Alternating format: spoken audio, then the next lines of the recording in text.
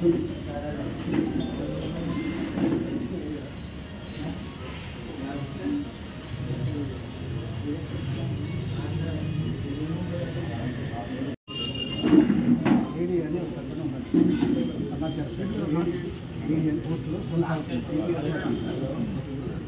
గత ప్రభుత్వాలు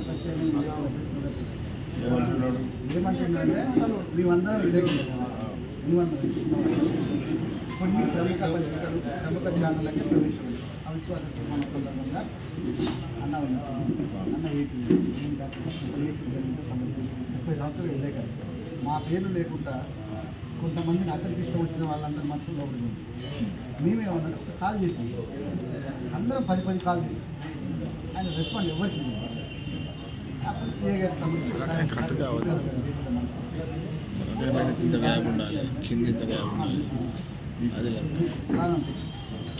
సరే అని చెప్పేసి అక్కడ ఉన్న సీనియర్ మేము 3 సార్లు హలో ఈ 2 సంఘటనలు జరిగింది. అయితే అతను వాస్తవానికి మన జోన్ కదా సార్, జోన్ 1 సార్, జోన్ 2లో పోతే జర్నలిజం చదివి ఉండాలి, డిగ్రీ ఉండాలి సార్. అవన్నీ డిగ్రీ లేదు, జర్నలిజం లేదు, కానీ అసిస్టెంట్ డైరెక్టర్గా రమేష్ కుమార్ బాధాకరం విషయం సార్, పోలీసు వాళ్ళకు లిస్ట్ ఇచ్చి ఈ పేపర్ చెప్పు నువ్వు రిపోర్టర్ అనే టైప్లో వ్యవహరించారు. మమ్మల్ని అక్కడనే ఆపేది వాడు చూడగానే సార్ మాకు సత్సంబంధాలు పోలీసుల మీడియాకి ఎప్పటికీ ఉండేది కదా, అలాంటిది కూడా దాన్ని మా జర్నలిస్ట్ మీద పోలీసులు అగాధం సృష్టించారు. అది ఆయన సొంత నిర్ణయమా లేకపోతే కలెక్టర్ ఇన్స్ట్రక్షన్సా మాకు తెలియదు.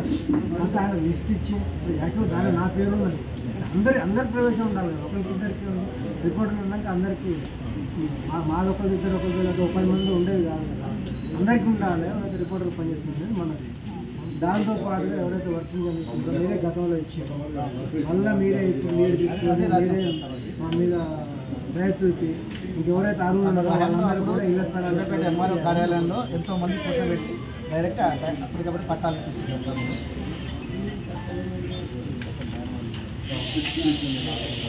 మీరు ఏం చేసిరనే క్వశ్చన్